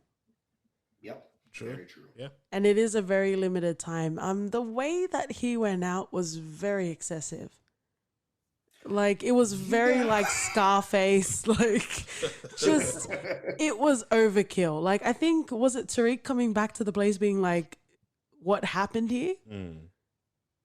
It just seemed a bit excessive, but it's Tommy, right? So what else are you going to expect from him? But let's look back to Cooper Saxe. He is a dirty person, right? And it's like, sometimes it's fun to see renegades and like authorities, like, Jimmy McNulty in The Wire is like that as well, where you see people just blowing past bureaucracy and the red tape, and they do questionable things, but they get the job done, right? From that point of view, it's fun. But watching Cooper Saxe, and we're actually rooting for people away from authorities. But he was grimy as the people he was trying to catch, right? What do you think? I would be pissed off personally if he's the one that like hits Ghost, but I don't think it would be, because that would be very annoying. It would be annoying. I don't think it will be him either. I thought I liked crooked cops who would just do everything to get the job done. But him doing that, like you said, just really didn't feel right. It depends on who the protagonist is of the show. Yeah. Because there's also that new one, is it City on a Hill with Kevin Bacon? And he's kind of like that as well. Yeah. So it depends on which part of the story you want to be on, right? I think that's like the justice conversation. It's like justice isn't meant to be, ideally in an ideal sense, it's meant to be like fair and balanced and to be swift. But like justice isn't that. Justice is however which way you can bend towards whichever side that you're on. And Cooper Saxe and a lot of the other U.S. attorneys, they want to see the bad guys go away. But they know that the framework in which they're allowed to dispense justice makes it very easy for justice to not be served. So in order for them to succeed, they have to operate outside of that. And it just seems like the good guys are always the one that get caught doing bad things. Just don't get caught. If you're going to do shit to try and get like the criminals, just don't get caught and it's fine. Yeah. Like they just will forever get in their own way. And I got to tell you, shout out, like, he wasn't an MVP of this season, but the guy that took over for Tamika, the dude that was on Sex and City, the bald dude, the bald one. God, what is his name? Yeah, he was amazing. Just like my wife caught like a couple like episodes and I was rewatching it, and just like, you did fucking what? Your level of incompetency is just baffling. I'm gonna have you in handcuffs. Are you fucking kidding me? Like the entire season, it was just so great. He's just like, what the fuck did I get into? It was really, really good. Well, I guess it depends who you have at the helm. And at that particular point, you know, they were led by someone that just wanted no bullshit, full transparency, and we're going to do everything by the book, right? But that later changed because he became complicit in everything that was happening with Cooper Saxe as well. The fact that they went to get the phone that he planted there, he still presented it as evidence to get Ghost. So everyone turned at the end. I guess so. Are we also forgetting that Dre was approaching Truth as well? Oh, Dre was there as well. Yeah, I don't know if we want to, because we already talked about Dre. Damn, how did I miss? I forgot about Dre. You forgot about Dre. That's right, because he got out. I forgot. Damn it, this slippery mother. It is slippery. Oh my God, if there's a series and he's at the helm of it, I do not want to watch it. You know it. Ew. I'd prefer Dre over Tariq any day, all day. Yeah. I prefer Dre. You know, I where Dre was in the middle season when he had aspirations to try to be Ghost and take over Truth and stuff like that. Like I actually like that because I saw him trying to aspire to like do something different. But then afterwards, when he got messed up, with the with that cartel with the Jimenez, like I was like, okay, he got kind of reduced back to like what he was, in the beginning of the series. I wouldn't mind that, but yeah, Saxe cannot be the trigger man for this. I think I'd rebel. So like just going back to Dre, like if because it looked like he was being groomed to become the next Ghost, right? Mm-hmm. I had a problem with that. And the reason why I had a problem with that is he didn't work for it. He didn't earn it. So I was like, no, don't you dare. And he was so slippery and he was so conniving. At the turn of a coin, he would bend. But you know why him being at the helm of it will be interesting? Because you really don't know what you're going to get with Dre. We don't really know what drives him at all, other than protecting his daughter at whatever cost. Yeah, but he didn't really care about his daughter. He just wanted to save himself. I said it. I got that to say. It's the daughter thing seemed like a crutch because she didn't really come up until he had to go into Witset.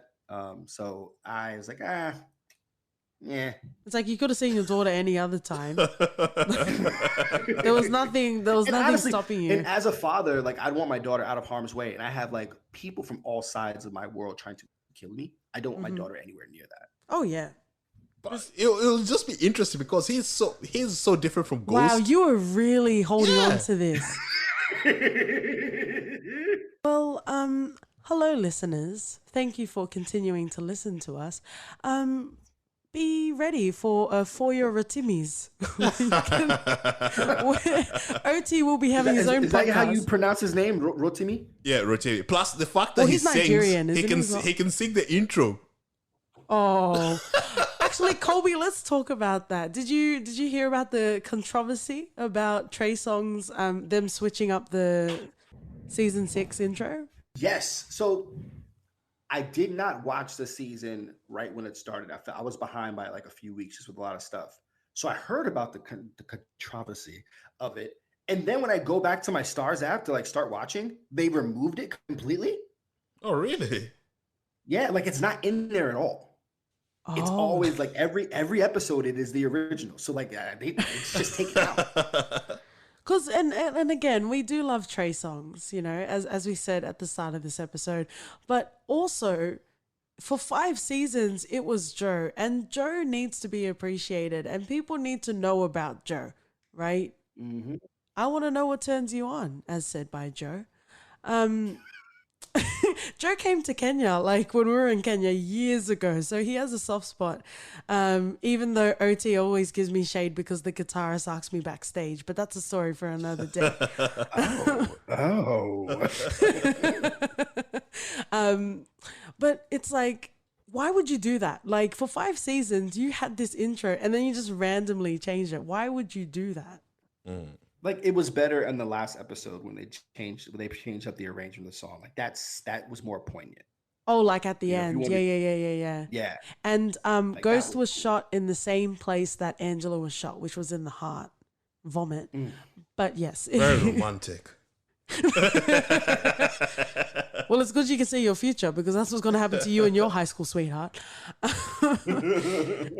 Other people that were at the moment of truth. We also had Councilman Tate, which it makes sense that we haven't talked about him because he only came up in the last couple of seasons. But let's spend some time talking about Tate. What do you think Shout about out to him? another short actor. Because he's also one of those guys, and he's like 40, but he looks 20. Like he moisturizes definitely. Yeah, right. But he was a cop, but it seems like he has a lot of street sensibilities that we just didn't get to see in this series. Yeah. Yeah, he seemed very wrapped up into his, into his councilman, persona that it was only like really serving in a couple of moments. Like I forgot that he was a cop until like the news mentioned it, like after the troop shooting at the nightclub. I was like, oh, he was a cop. Yeah, I guess so. I'm wondering why, if they're like from the same area, like why they never ran into each other before. Like, how come he doesn't know who Ghost is?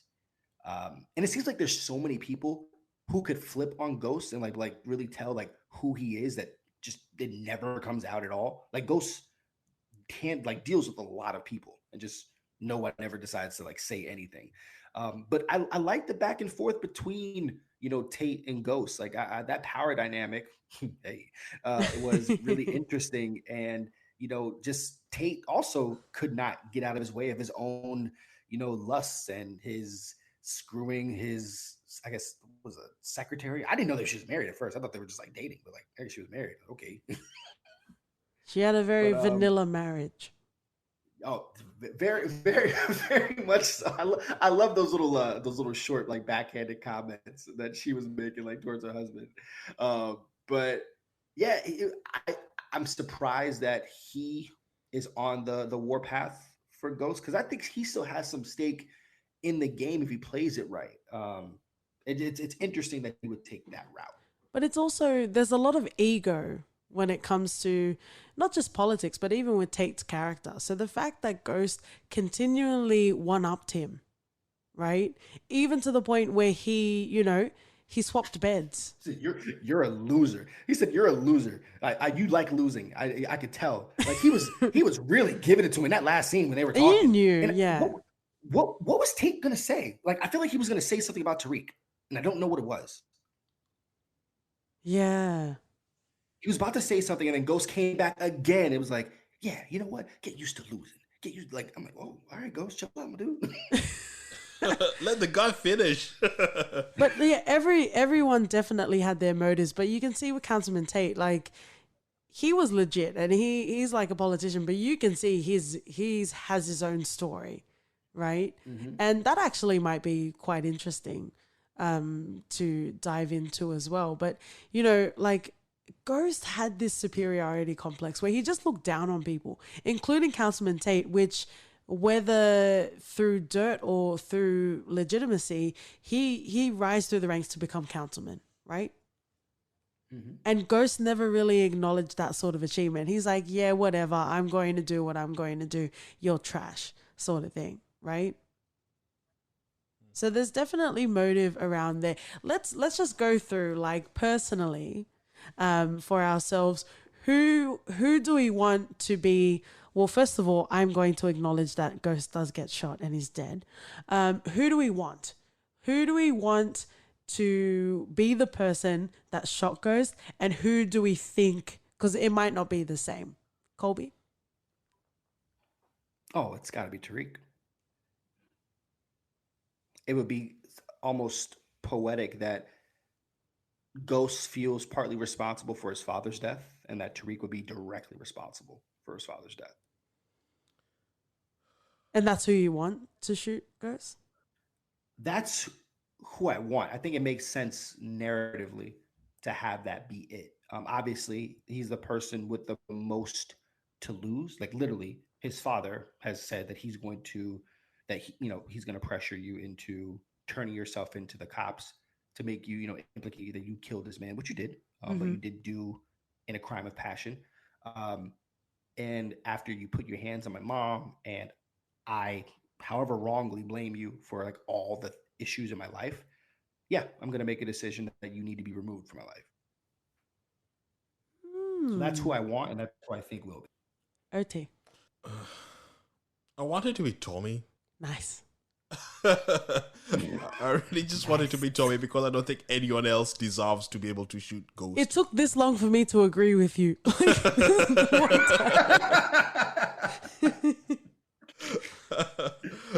I really do want it to be Tommy, but I feel like it will be Tariq just because there was this last scene that they had with Ghost. Yeah. And I felt like Tariq was just about to pull a gun out and shoot Ghost in the head. If he had one, happen. yeah. Exactly, and it did happen. So I think that's what they'll go with it, especially if they're grooming him to be the lead of this spin-off thing. I have two. So I definitely want Tommy to be there because for so long, Tommy is like not even trying to, he's not even in the race with Ghost in regards to Ghost's ambitions, right? But constantly Ghost was like pushing Tommy down and like constantly barraging him and, just really petty sort of shit. And the fact that, even to the fact that he loved Holly so much, but he got rid of her because of his loyalty to Ghost, that's just a full-on comeuppance. Like, killed his father for Ghost as well. Tony Teresi. And we haven't even talked about that as well. Actually, let's talk about that just quickly. I don't know. That's where I saw the undoing of Ghost. Like, that's because he is entirely selfish. And if you guys love power, feel free to tweet us where Ghost made a decision that wasn't entirely self-serving to himself. Because at that moment, it's just like, wow, he really doesn't care for Tommy the way that Tommy cares for him. Yeah. The Teresi thing, when I was explaining that to my wife, I was like, yeah, so listen, he killed, his love of his life, and like he killed hers, but he also convinced his dad. He convinced him to kill his dad, or he manipulated him. And like Ghost's explanation to Tommy felt so like cold and just like, wait, he said it so kind of nonchalant. Like, yeah, I had to do it because, like he was becoming a problem. He was going to snitch on us. I'm like, wow. Like, nah. Even though, like, yes, Tommy just found out that Tony was his dad. And if I'm trying to remember now, Tony was definitely going to snitch on them both. Yep. Right? Or was he honestly having a change of heart? No, I think he would have snitched. He was going to snitch on both of them. Oh yeah, because he really didn't care about Tommy. He was just like, yeah, that's Kate's kid or whatever, and he just wanted to make sure to take care of his wife. His wife was dying of cancer, right? Mm-hmm. Yeah. So I mean, Tony got what he deserved, but to have it come from like your son, like that's yeah, and to have Ghosts be like really, really a part of that was kind of whack. So yeah, no, I mean, Tommy taking the shot seems. It would only seem right if Tommy was going to replace Ghost, but because I know that he's not, I feel like I would need more from it, and that's why I feel like it would make more sense for Tariq, because Tariq would ultimately try to like step in as the new Ghost. Yeah, he's definitely, whether he's going to become Ghost, but he's definitely going to be at the helm of whatever sort of universe they're going to introduce in regards to power. So I think Tariq is the one that's going to be, who's going to shoot Ghost. But if it's not going to, if it's not going to be Tommy that's going to shoot Jamie St. Patrick or whatever you want to call him, you know what I'm going to say. Tasha. It's gotta be. For all of those years, long suffering is the underlined, italic, bolded word in red. Like, come on now. Like, whatever you feel about Tasha's character, she had to go through a lot. Yes, she was dripping in diamonds and Gucci and whatever you want to say, but that didn't take away from the fact that at the end of the day, she had her kids and she was right there with Ghost, and she was living that life with him. So say what you want to say, but that would be a very nice sort of rounding off. And you know what? Even, what was really heartbreaking? Yes, Tasha had her little side pieces with Sean and also Terry Silver, which Ghost is not a full man because he says he doesn't want Tasha, but then he like goes and eliminates all of them. You know what I mean? Like, you can't dip your dick in all the pies, okay? That's a for you reference phrase of mine. But you know what I mean? It's just like, okay, so Tasha did try, but there were more side pieces than like genuine suitors, right? But in it, whatever it was, she really tried her best. But I don't know if she felt like, I feel like her love for Ghost was gone, but it became real in the last episode where he's like, I release you from this marriage. And you could actually see the heartbreak in her face. Maybe emotionally she's not in love with Ghost anymore, but that became, the needle dropping for her. Well, I think it's because she realized that her world was ultimately over. She tried to step out and have her own business, and it's a lot harder than what she probably gave it credit for. And Ghost was always going to be an easy out. And it was self serving to the both of them to still keep up the marriage for the press to help, Jamie with his lieutenant gubernatorial chances. But like one, the way he says it, so I release you from this marriage, like it was like some magic veil that was like removed or something like that. It was funny. Yo, let me tell you something. The way that he mushed her with that finger, my gosh. Did you see the like meme? the memes are amazing. That was the deepest. I felt that. I was like, whoo, because let me tell you something. I've never been mushed like that in my life. Gosh. But yes, her world came crashing down, knowing what he was intent on doing, making Tariq confess to the murder of Ray Ray, him going fully legit and like saying like, yeah, the marriage is absolutely done. And she also knows that she's not going to get anything from it. Like she doesn't have any leg up in regards to like the lawyer stuff with the divorce and everything like that. That everything that she's ever known is going to be gone. She's going to lose her son for however many times. She's not going to have Jamie around anymore. It's just going to be her mama, and that other kid that we don't ever talk about. Well, who knows? They might be at the end, at the start of it. I don't think Cash is going to get any sort of airtime. I think that's kind of the end of Cash until if they're going to build a universe, he'll probably come back like years later and hopefully shoot Tariq. For periods of time, you didn't even thought Lakeisha forgot about Cash anyway. So yeah, what a weird cameo for was it Jesse Williams? Yeah. Like it was like, oh, that was really quick and just random. And as we're mentioning cameos, also shout out to Kendrick Lamar for being Laces. Oh, yo, that was really really good. Yeah. Did he get a nomination for like a for an Emmy for that? That was a really good performance. It was really good. He did that very well. But anything Kendrick does, I'm just going to praise forever. Yeah, that was really, really good. Yeah, no, Cash is I forgot that she had a kid. I didn't know he was that big. I think even she forgot she had a kid. Because she was out there with her ass out with Tommy on the couch. We're like, where's your kid, mate? Like, is he taking notes for the future? Like, where's your kid? Like, where is he? That would be like the next, but I like just going back. I said it as a joke, but genuinely, as they're expanding this universe, I want Cash to come back and shoot Tariq. Oh my gosh! I really want that to happen. But that's interesting. It's interesting, and you know what? It comes back on January 5th, so it's not far away. Oh, that's good. Especially in this day and age where we've got lots of TV shows and movies to keep us satiated until then. But then we've got 5 more episodes and it's going to round out Power.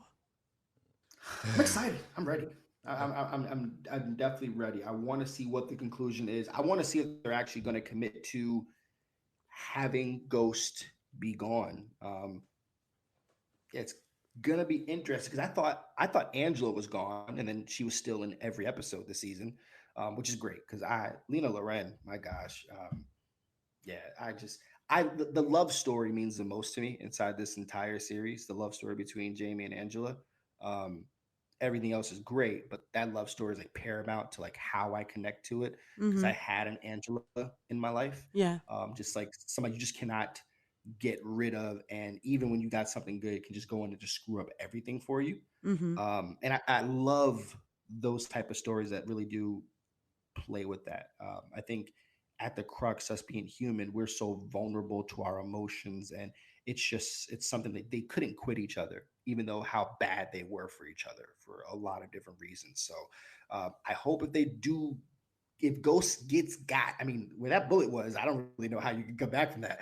But that's the magic of TV. We'll see. I have a lot of faith in Courtney from watching a lot of interviews, and also Power Confidential, which is like an after show that is hosted by Terrence J. I have a lot of faith in Courtney because it seems like, well, it's not seems like, it is demonstrated through this series of Power that she loves storytelling and she has a real talent for it. So she talks about, how you have those gotcha sort of moments where, it was a twist that you never saw coming. And she said that it was meticulously laid out. Everything that happened wasn't a surprise, right? Because if you were there and you were paying attention, unlike OT, there is more to dig beneath the surface. There is analysis to be had. But it's not one of those shows where it's like, ooh, this is here, and we never gave you a chance to be able to construct that together, right? So I have a lot of faith in the end of this series that it's going to make sense. She also talked about how in these last few episodes that the pacing is really going to ramp up, and we're going to focus on people that didn't really get as much focus and the aftermath of Ghost's death. So it's going to be quite interesting. I'm really interested to see what's going to come out of that. Definitely follow Kolby and also us on the socials, because we'll definitely keep you guys up to date on what's going on with that. But is there anything else, Kolby or also OT, that you want to mention in regards to Power? I don't know if I'm at a place where I'm willing to rank it just yet, because it's not over. That's why we don't rank yet, because because once you say whatever that ranking is, it's like everything else you say is void, right? It's like, well, you just gave it this number, right? Yeah, I'm gonna wait. But this is high value, entertaining television. And I love shows that connect with mass audiences. I find them to be really fun, great for the conversation, great for the group chats. Let me tell you, my group chats are like fire whenever it's like the weekend time, and everyone's like, "Yo, did you see Power? Yo, did you see what happened, man?" It's great. Being a part of that conversation is always really, really fun. We don't get a lot of shows that do that, so I do appreciate this show for being like the Game of Thrones. I mean, if we had social media back when like Entourage and The Wire was on, like we would have those same, even more connecting points to them. But I'm really excited for January to come around. I'm going to make time to follow weekly. I don't know if we need to do like a weekly recap episode. I don't know. Yeah, for your Retimis, you can join. You can follow. You can share with OT. You guys can have your own podcast. OT, is there anything else you want to mention about Power? I'm glad that it's getting all the plaudits that it is getting, because it's such an amazing show. I feel like it's gone a bit underrated in the past few years, because they've been delivering high quality entertainment week in, week out. With well-written female characters. Yeah. Well-written, strong female characters. Nice. I'm not sure if that saved you from all of the garbage you were saying earlier. Don't laugh too soon, Kolby. I've got some for you as well. Let's dive into the segment we call For Your Reference. So if you've listened to our show before, this is literally where we recommend, if you love Power, or if you feel like Power, could have been better, we recommend TV shows or also movies that you should watch after this or while you're waiting for it to come back. Kolby? Yes. If you love Power, you will love Entourage. Entourage is like Power minus the hood, but it really has everything else. It's got characters that you're familiar with, like Benny, like Joseph Proctor. The story of four boys moving out to LA and living in the mean streets of Hollywood, dealing with a super agent with a super ego. You get all that same chemistry. If you're into tits, you'll get a lot of that. If you're into drugs, you'll get a lot of that. extremely funny. It is sharply well written. Ari Gold is one of the most iconic characters in HBO's catalog. And if you like Power, you're going to find a lot of what appeals to you in those elements of that story inside of Entourage. You know, like if you're looking for Ghost, and you're going to get that within oh damn, I forget his name with inside the lead character. One of them's You know, names if is you, Turtle. yeah, well, Joe, yeah. So Joseph Proctor, Jerry Ferrara, Oh, that's Turtle. Like that was like that. Oh, man, I love Turtle. You know, you got Turtle, you got Ari, you got Kevin and everybody. So it's it's a really great show, and I think there's a lot that if you like Power, you'll really dig Entourage. It's like Power but funnier minus the hood. Um, One other frame of reference I'll give to The Wire.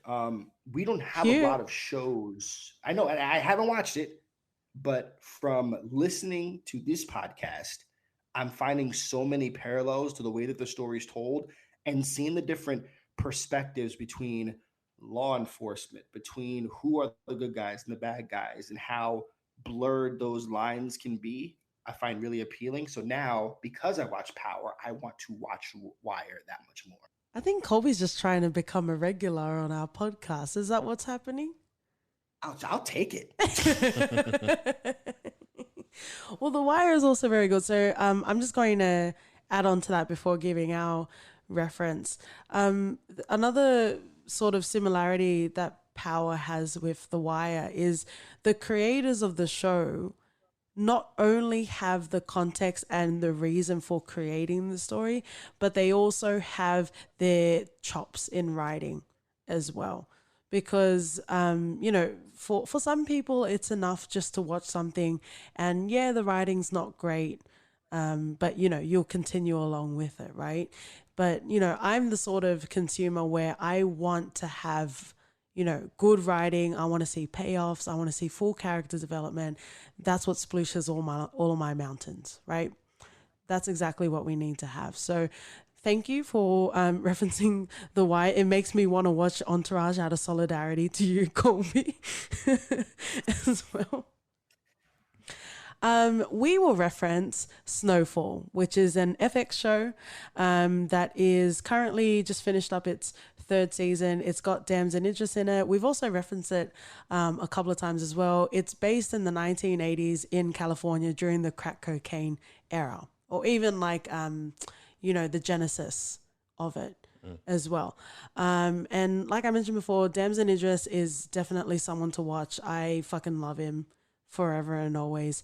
And that show also has, characters bolstered up in full development that you start to see. And it's one of those shows, again, that we're watching on a week to week basis that really captivates us in every single way.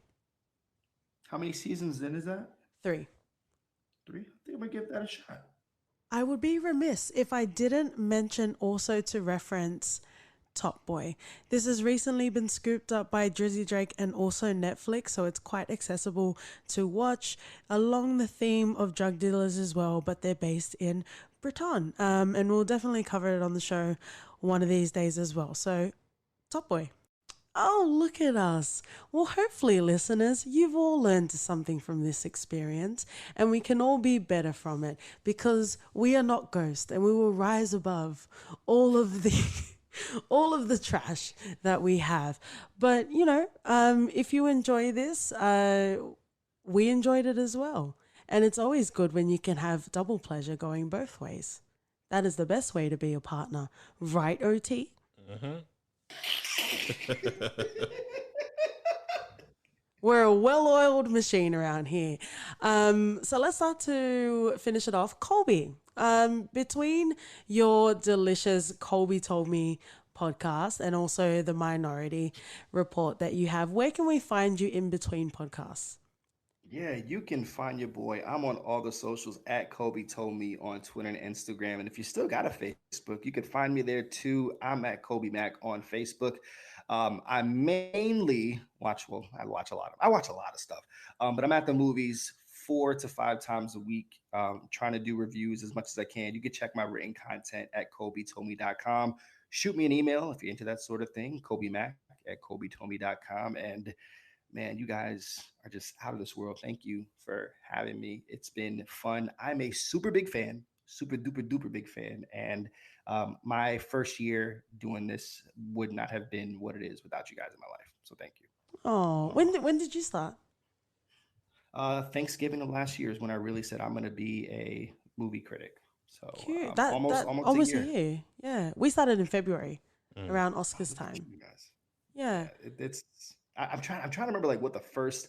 I always try to think like, man, when did I first catch y'all? Like, and I do not know, but I've been so much better for it. You guys are freaking awesome.